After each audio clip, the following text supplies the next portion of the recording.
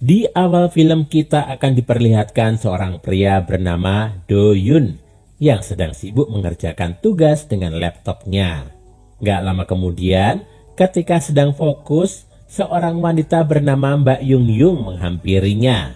Bukannya memberi semangat, Mbak Yung Yung malah menerabas pertahanan Do Yun dan tanpa fafifu mereka berdua melancarkan aksi cocok tanam di tempat itu juga. Isit penyi isit, semua yang enak-enak itu adalah mimpi belaka. Pagi hari datang dan Do Yun terkapar di meja kerjanya. Saat itu pula lah wanita bernama Min Jung alias Mbak Yeyen datang menertawakan Do Yun yang ular dari Black Mambanya seperti berontak dari balik celananya. Scene berpindah saat Mbak Yeyen sedang sarapan. Jadi ceritanya itu, ini rumah kontrakan yang dihuni beberapa orang gengs. Do Yun yang baru saja bangun ikut-ikutan menyiapkan makanan untuk sarapan. Ketika duduk sambil mengumpulkan nyawa, Do Yun gak fokus karena mimpinya masih tertinggal tersisa.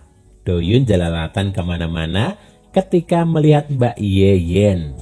Tapi karena Mbak Yeyen segera selesai makan dan berangkat kerja, mereka ya gak melakukan apa-apa. Singkat cerita, ketika Do Yun mempersiapkan makanannya itu, wanita bernama Titi masuk sambil termabuk-mabuk.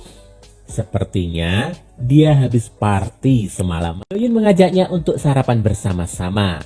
Ajakan yang menarik bagi Mbak Titi. Namun, dia mengatakan ingin ganti baju terlebih dahulu. Suatu godaan bagi pria yang tinggal sekontrakan dengan para wanita.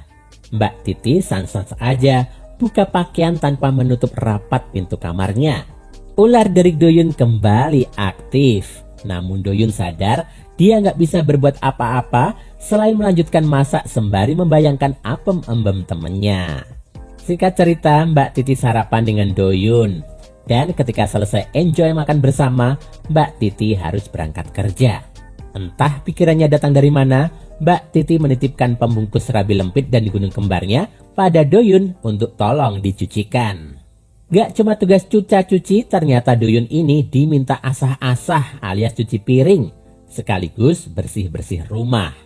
Mungkin ini Do Yun gak ikut patungan bayar kontrakan, jadi ya semua hal jadi Do Yun yang mengerjakan. Ketika Do Yun sedang fokus-fokusnya membersihkan barang pusaka milik temannya, pikirannya traveling kemana-mana.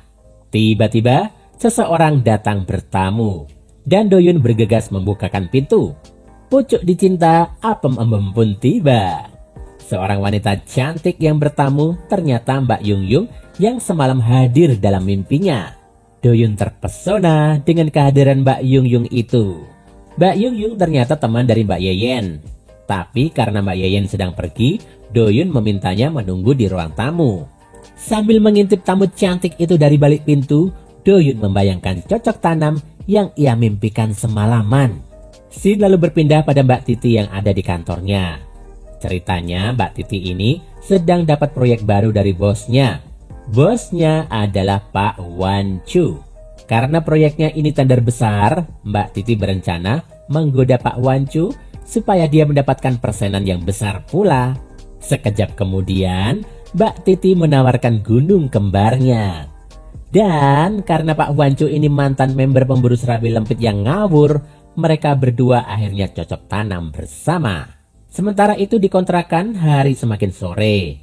Mbak Yeyen sudah pulang, tetapi tamunya Mbak Yung Yung gak mau lama menunggu. Akhirnya Do Yun menyampaikan pada Mbak Yeyen bahwa besok temannya akan datang lagi, karena tadi Mbak Yeyen lama gak kembali. Keesokan harinya Mbak Yeyen bersiap karena temannya akan datang. Dan gak lama kemudian Mbak Yung Yung beneran datang. Ternyata Mbak Yeyen desainer gaun pengantin. Dan temannya si Mbak Yung Yung meminta bantuan Mbak Yeyen membuatkan baju untuknya. Setelah ngobrol desain ini dan itu, Mbak Yeyen bersiap mengukur panjang kali lebar tubuh Mbak Yung Yung. Suatu pemandangan yang membagongkan. Pengukuran baju itu dilanjutkan dengan aksi mochi makan mochi. Karena aksi mochi makan mochi itu ternyata menimbulkan kebisingan yang luar biasa, Do Yun keluar kamar dan memastikan semua anggota rumah kontrakan baik-baik saja. Tanpa disengaja, Doyun melihat aksi apem melahap apem yang dilancarkan oleh Mbak Yeyen dan Mbak Yung Yung. Bentar, ini lumayan hebat juga ya skenarionya. Tumben di awal tengah nggak ada aksi cocok tanam langsung. Doyun sabar juga ya ternyata. Mbak Yeyen yang rampung mengukur semua sudut benda pusaka Mbak Yung Yung langsung izin pergi membeli bahan dan aksesoris untuk gaun customernya itu. Ketika Mbak Yeyen pergi, Doyun ternyata diberi kesempatan lebar untuk beraksi. Dia penasaran sekali dengan Mbak Yung Yung yang hadir dalam mimpinya itu. Di luar dugaan, Mbak Yung Yung asam lambungnya naik dan badannya panas. Dengan riang gembira dan sigap, Doyun membantu Mbak Yung Yung untuk istirahat. Karena Doyun menghidupi prinsip menjadikan mimpi berubah menjadi kenyataan, kesempatan yang ada di depan mata nggak dia sia-siakan. Dengan perhatian ekstra, Doyun berhasil membuat Mbak Yung Yung kesengsem dan akhirnya nih gengs, Doyun dan Mbak Yung Yung melancarkan aksi cocok tanam. Singkat cerita, keesokan paginya, Mbak Yung Yung datang lagi ke kontrakan itu. Mbak Yeyen dengan sigap melayani customernya lagi. Ketika sedang fokus bersama Mbak Yung Yung, Mbak Yeyen ditelepon oleh Mbak Titi yang melupakan barang pentingnya di rumah. Sebagai teman kontrakan yang baik, Mbak Yeyen segera pergi mengantarkan kebutuhan dari Mbak Titi di kantor. Mbak Yung Yung yang ditinggal sendirian mencoba mencari aktivitas sampingan. Mbak Yung Yung ternyata ketagihan juga disikat oleh Doyun.